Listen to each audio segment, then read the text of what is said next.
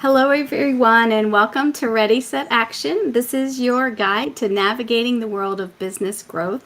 I'm Kristina Witmer, a marketing veteran, and I'm joined by Debra Horowitz. She is a talent leader.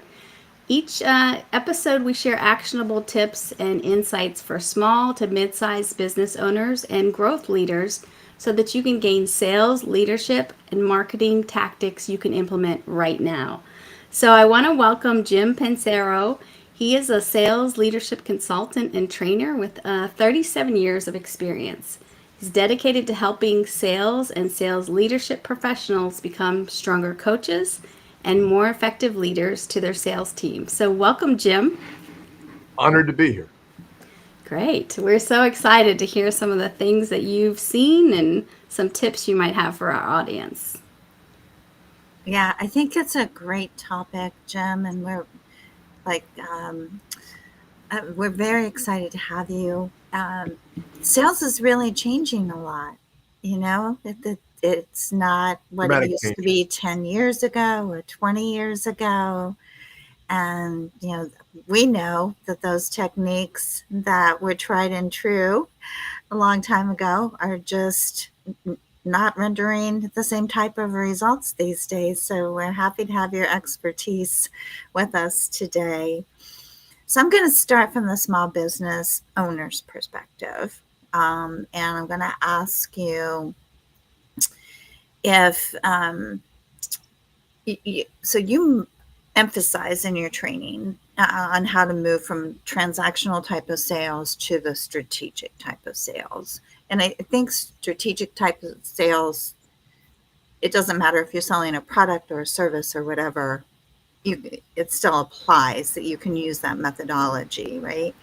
So how do coach that small business owner to kind of take that first step towards moving more strategically in their sales approach, and not only in their thinking, but also in their planning? I think it's a great question.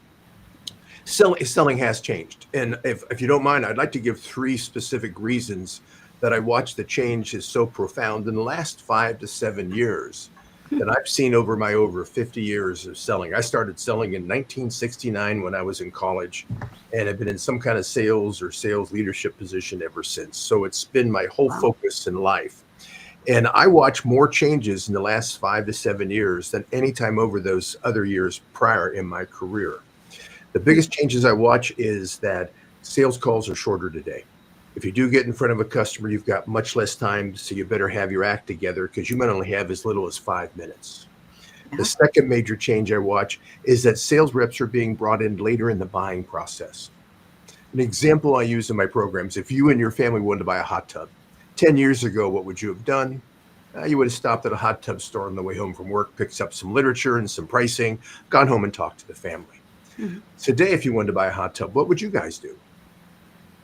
Google, research, and then talk to people, and then talk to the salesperson. Like, Yeah, well, and by the way, that's a great answer because if you're older, most people say, well, they would Google it first. mm-hmm. Younger people, the first thing they said in surveys was they would ask their friends. Ah, I okay. Mm. figure the reason that senior people don't ask their friends first is they don't have any anymore. Has to go with age. But so what's happening is all these changes, and by the way, being just reactive and supporting the customer is no longer effective because the customer today is asking, so what else have you done for me lately? Mm-hmm. The other major change is that Google has really screwed up our life in selling because it used to be the customer wouldn't even know about your competitors unless they saw them at a trade show or the competitors stopped by and called on them.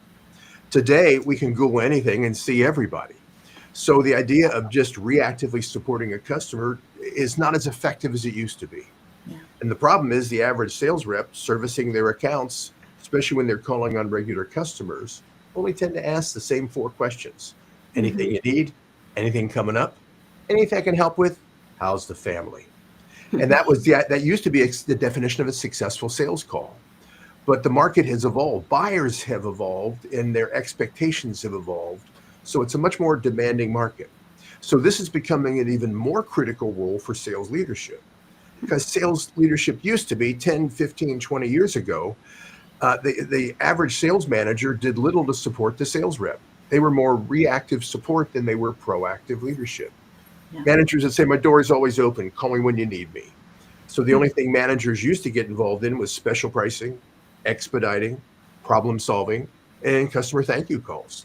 In this reactive support position, because of the complexity and because of the hyper competitive challenges competitively we have today, we need sales managers to really be adding value to a sales rep, not just supporting them. Wow. And so the idea is, I have a real simple definition of a sales manager. I believe the job of a sales manager is to help your people achieve more than they would have achieved if you just left them alone. But if you look, most managers are leaving their people alone until the people ask for help. So the whole shift in management is, how do we go from this reactive support position to more of a proactive, actual leadership position? Yeah. To fill Wow. the definition of management of helping your people achieve more than they would have achieved if you just left alone. Do you think part of that is because sales, like good salespeople, become sales leaders without any training in that area? Oh yeah, very much so. Yeah. That is such a challenge. There's another challenge too. Now, I'm really big in the HGD market. Okay. I don't know if you've heard of that or not. Heavy, greasy, or dirty. Oh. I thought you were gonna Yeah, say. stupid joke. And those define my markets. So it's distribution, equipment sales, Uh-huh. not a lot of services. But the reality of selling today is it doesn't really matter what the person is selling, whether it's a service, a piece of equipment, or parts and pieces in distribution. The processes they go through is all the same. Jay Levinson in the 1960s had a great quote. He said, you don't go into the hardware store to buy a drill. You go in the hardware store to buy the opportunity to make holes.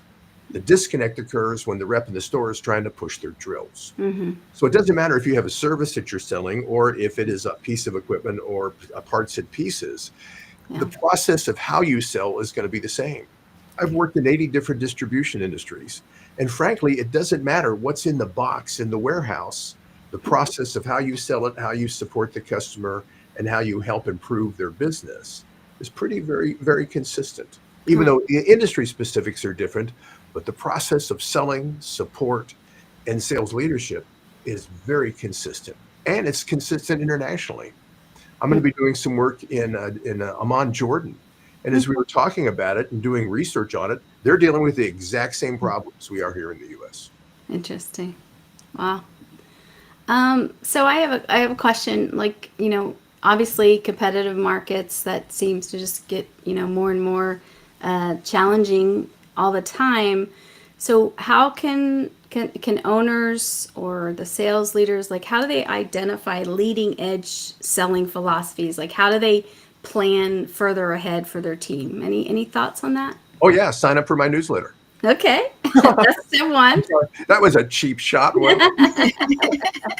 I led you right into it. The reality is, what's happening is that this process in selling is changing, so that the disciplines of selling are becoming more critical.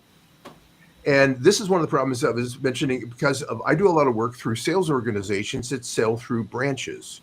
When you're distributing either capital equipment or especially traditional distribution, they're more effective having three locations or warehouses in a greater area than they are only having one and having extra shipping charges. So this idea that most of them are run as branches. And the problem I see in the majority of my customers is over half of the managers that are today managing salespeople themselves have never personally sold.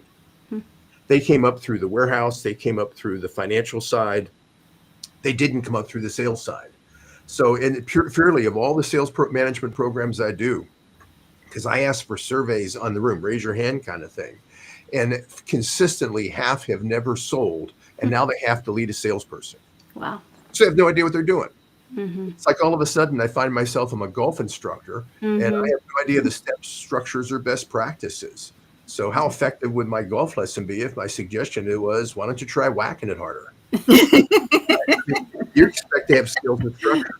Anyway, so what's happening with all these changes going on is the best practices of selling are becoming more critical and defining what those best practices are.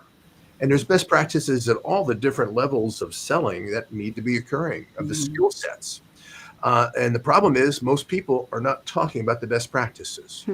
Most sales training, 95%, I think, of all sales training done in the United States today is done on product knowledge or on technical application knowledge from the company.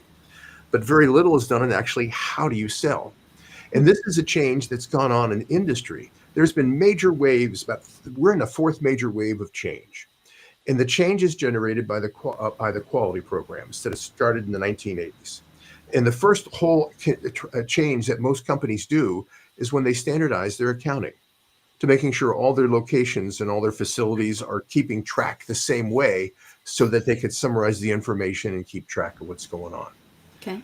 The second major phase of these best practices hit was when the quality program started in the early 1980s. ISO 9000, Six Sigma, Kaizen. They're all very similar in what they expect of change within an organization.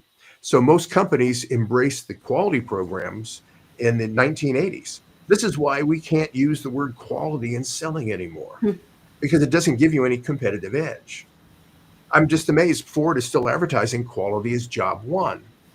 When you look, all the manufacturers have quality as a focus. They don't have the error rates they used to have in the 1960s, where you might have 3 or 4 problems with every car you bought. Today, there's no errors. There's almost none at all because of the quality processes they have in place. So that has leveled the playing field between you and your competitors, because we can't say we have a higher quality product. To the customer, that sounds like blah, blah, blah. What we got to talk about is we have more durability. We have longer between failures, any of these other attributes of quality, but using the word quality just falls on deaf ears. So this idea that then the third major wave happened when organizations started to improve their sales organization. And their sales organization was basically, how do we have more consistency across our sales organization? 95% of all salespeople don't even know the basics of selling, of being able to write down the steps of a sales call. They can sell and they're persuasive. They just can't tell you the steps they went through. So they can't look at each individual step to figure out how do we improve.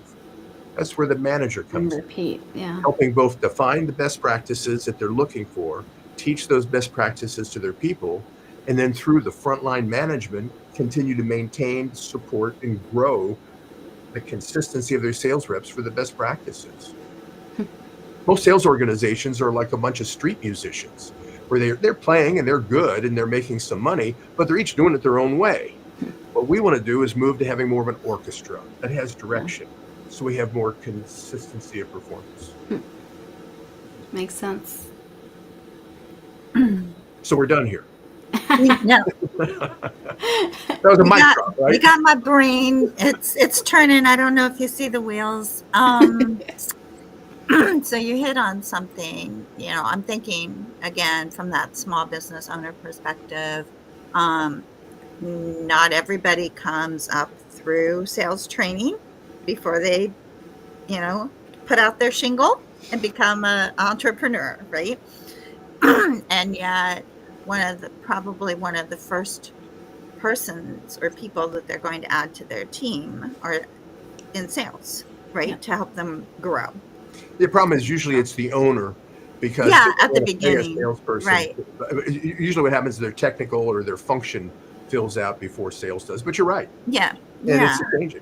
And by the way, the only thing I really answered your first question is, what can a small business owner do about it? The first step is they got to free up time to coach. I would say the most consistent challenge when I do a sales leadership program, step one to change an organization, is we got to free up time on the sales manager's plate to have them time to actually coach and spend time with their sales reps.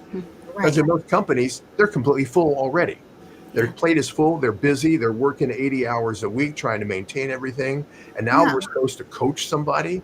They just don't have the time. So or the expertise, right? Well, yeah, but that's expertise is secondary. The first thing is just getting time to coach. Yeah. Then the second thing is having the skills to coach toward. But yeah, you're right. It's a challenge today. Yeah. So as a small business owner, if I'm looking to bring on somebody to do the sales work for me so I can take one hat off, I've already got, 10 others on. How do you set that person up for success as a sales coach? Well, as a sales coach, by the way, one of the things, frankly, if it's an entrepreneur, just a couple people in the company, Probably the last thing you want to do is hire a sales rep. You want the owner to be doing that because they can communicate the most message. And a sales rep tends to be an investment, that it's an expense that takes several months before it really starts to pay off. Mm-hmm. So if you're a starting business, you probably don't want to have that long-term added expense before you see a payoff to it of bringing along and developing a sales rep. But there's another problem. And the problem is most managers, when they go to hire that sales rep, especially the first time, they're too biased. Their bias is out of control. If we look, there are 3 skills a salesperson needs to have to be successful. They need to have strong selling skills to know how to ask questions, how to close, how to qualify, and how to control the selling process. The second set of skills they need is they need to know the technical and the product knowledge of their industry. The third area is they need to know the business and financial side, and how does a customer make money, and how do you justify paying for your product to help improve their business. The problem is most companies embrace one of those areas, tolerate a second, and completely ignore the third. So when an entrepreneur goes to hire their first sales rep, they tend to hire their own comfort zone. So if you have a strong technical and technical and product background, because you grew up, a lot of people, like, they started working in maintenance at an equipment dealership and then moved into sales, into the front office. So their skills are all technical. They know how to fix the stuff, but they're weak in the other 2 areas. The problem is if the owner is also technical, that's how they started the business, they will most respect somebody coming in with technical skills. Yeah. So now we have the owner and the sales rep both having strong technical skills, but then their sales skills and their business skills are really weak. So one of the things we suggest to entrepreneurs is don't hire somebody just like you. Yeah. Hire somebody that's going to bring an opposite talent. Frankly, the easiest thing to teach a new salesperson is your product and your industry.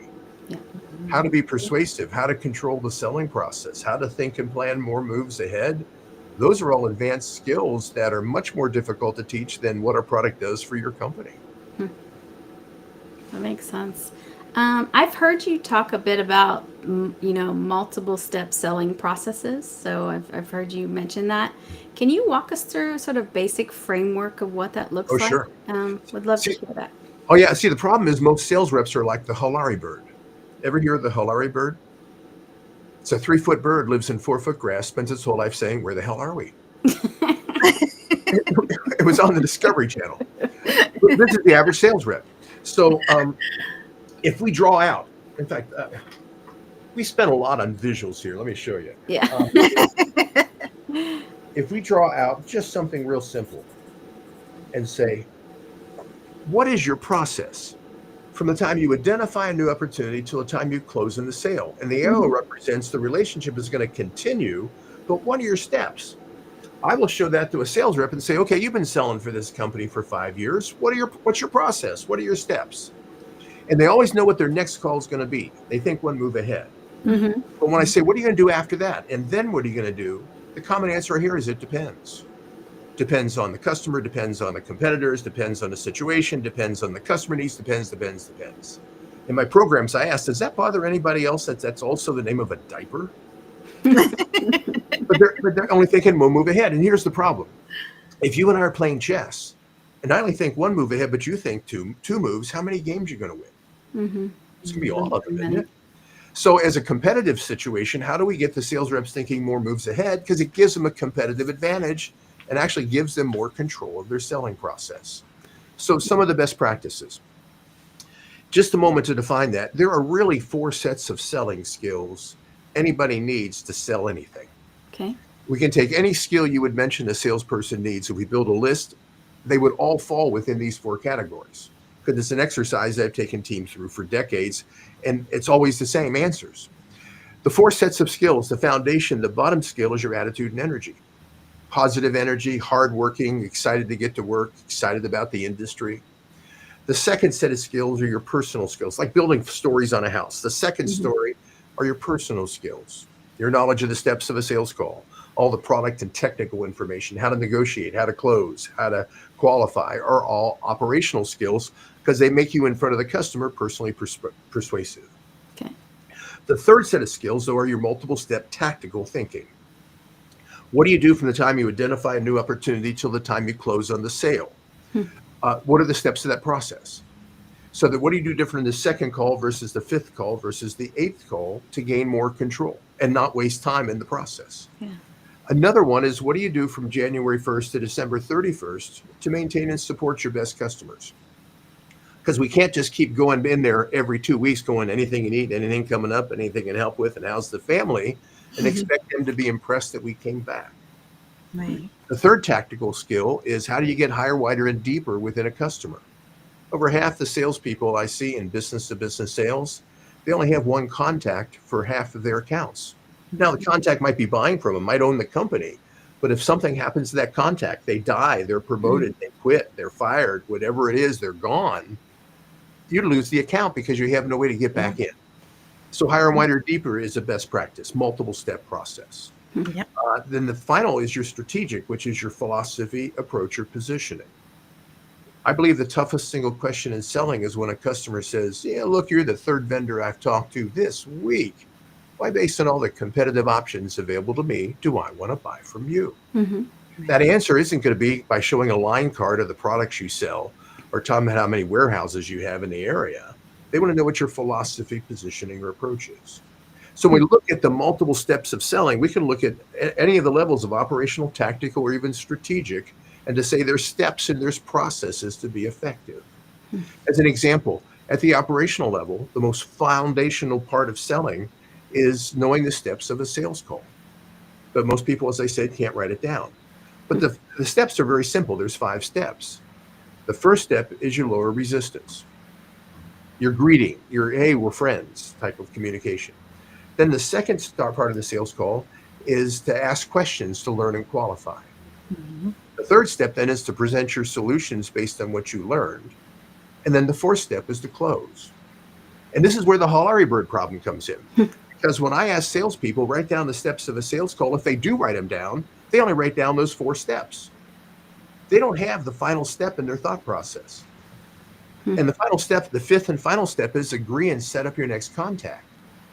So I don't care if the customer tells me no, as long as they agree that we can keep talking. Yeah. Because now that fifth step makes it a process of selling that's continual looping, because every time you talk to them, you agree when you're going to talk again, so you know when to call them back. You don't have to guess. But at the same time, the people that are only thinking 4 steps of have the close as the final, then they're at a loss for when to follow up with the customer. So this is the whole idea is how do we gain more control?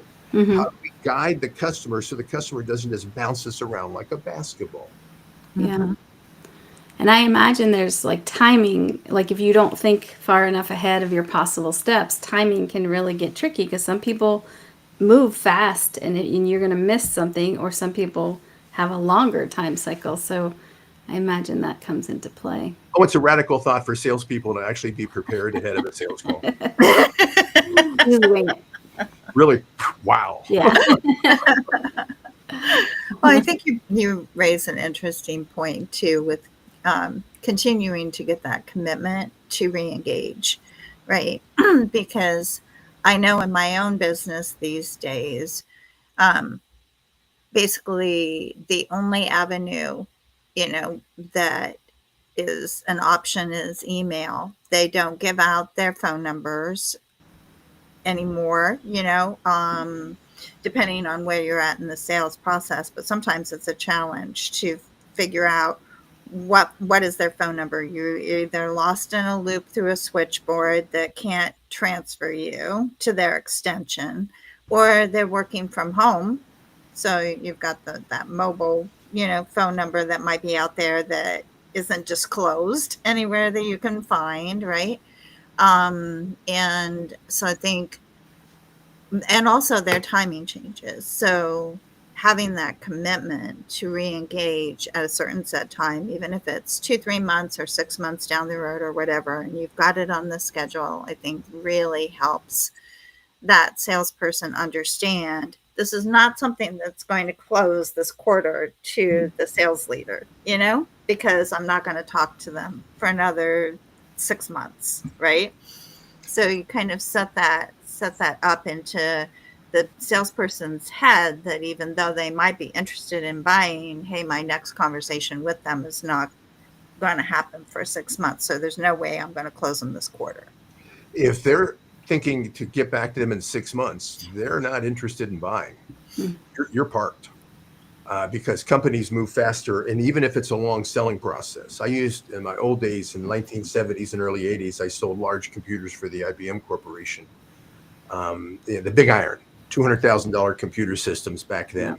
Had a half mega RAM and a 1 gig hard drive. These was the big iron of the day. Cool. Look at how it's evolved. But that was an 18-month selling process. Yeah. But if a customer said, call me in 6 months, I know they're parked. Mm-hmm. So I wouldn't even know if I would agree to that. I would start asking questions to try to shorten that process, because in 6 months, they'll be buying from somebody else. You'll be gone. They won't remember you. See, an interesting aspect of selling, especially business to business selling, is if a person is buying, they're just not buying from you. They're probably buying from 20 to 50 different other vendors, everything, especially if it's a smaller business. They're the head of purchasing for everything in the company. Right. So they don't remember from call to call what was even said, because they're having so many of these different conversations. They hang up with you, then they talk to their insurance agent. Then they're talking to a real estate agent about getting some new property. Then they're talking to their suppliers about what they're going to buy. And then they're trying to figure out what kind of social media campaign they want. They're constantly putting on different hats. So that's why we in selling have to gain more control. Here's the problem that occurs, especially why this fifth step is so critical. I see this all the time. Salesperson goes through the selling process with the customer shows interest, and asks for a proposal, and the sales rep gives it to them. When they give them the proposal, they say, we'd love to answer any questions you have, but don't ask that fifth question of when you want me to follow up.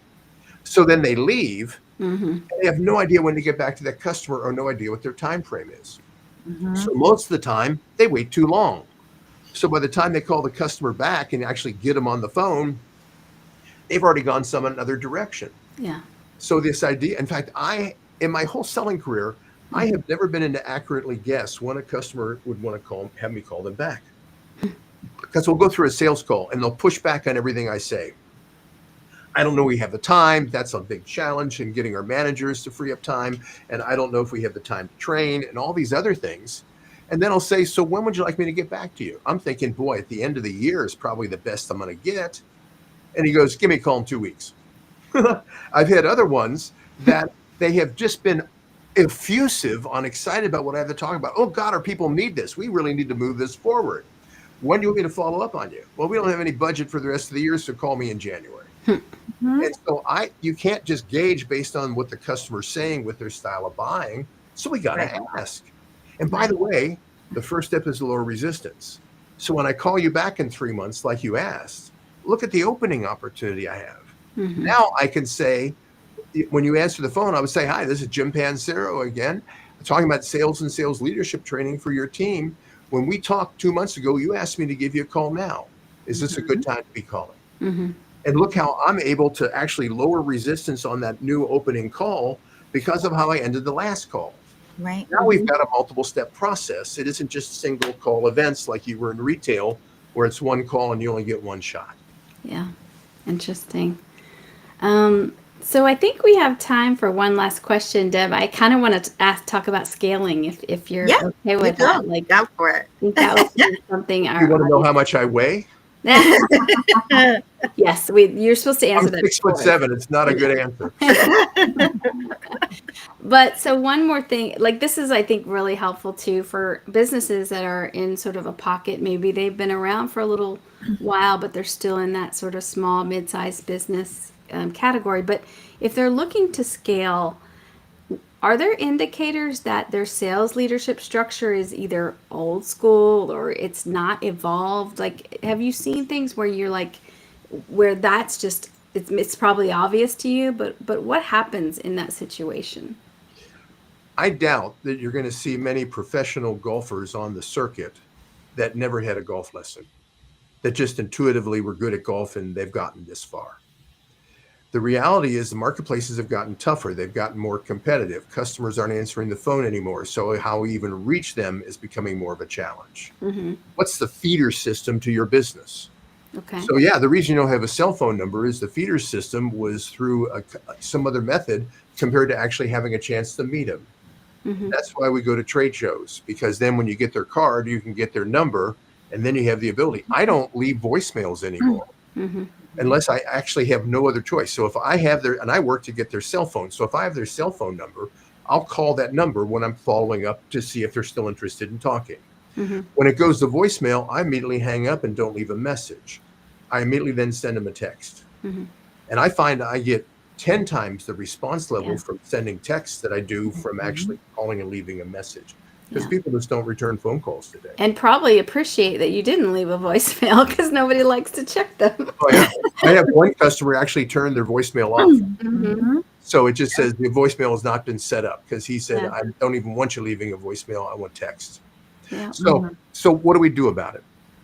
The reality is, if you're going to have a salesperson, you can't just throw them out alone and expect them to survive.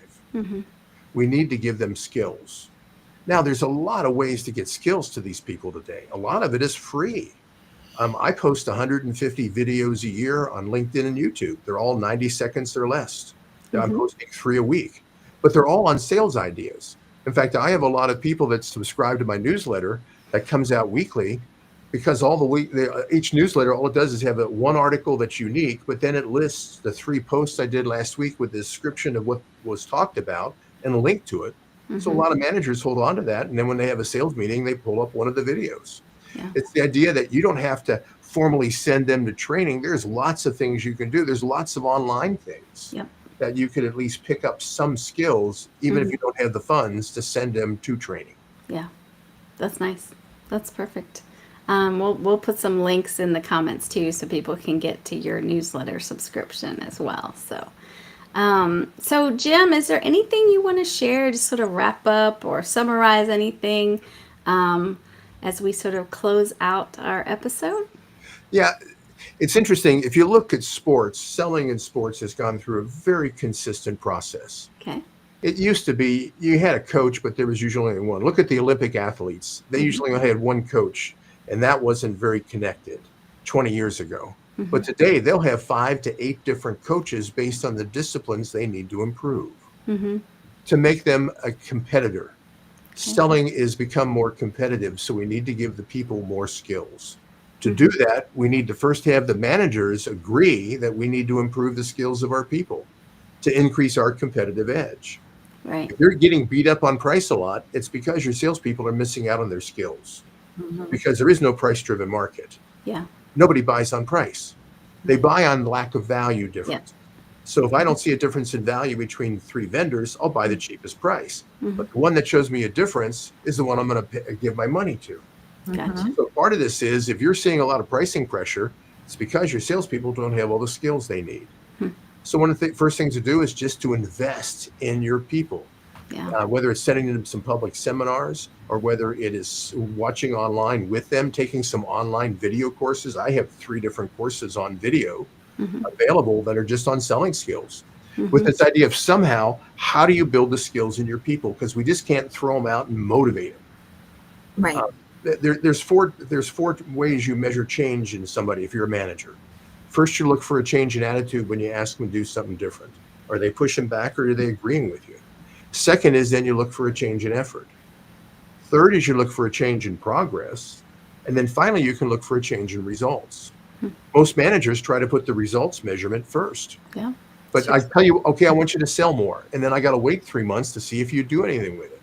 But if you follow this process of first attitude, then effort, then progress, then awareness, you can start measuring it as soon as you give the instruction. You can start seeing how it's going.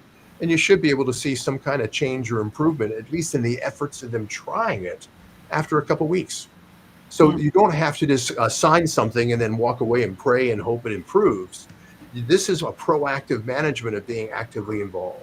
We don't want managers anymore saying, my door is always open, call me when you need me.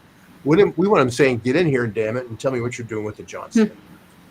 Yeah. Proactive leadership is the key today. Because after all, we know your team is good. Now the only question is, how are you going to help them get any better? Good. I love the unifying theme of like investing in your people. It obviously sells people in this conversation, but across the board, I think it's huge. So really good. So thank you so much, Jim. I mean, I feel like this flew by. So thank you for the gems of wisdom and things we've talked through. So we'll just close this out here. I hope everybody has found today's episode helpful. Thanks again to Jim for joining us. Don't forget to follow us on LinkedIn or YouTube. You can also catch Ready, Set, Action on your preferred podcast platform. Until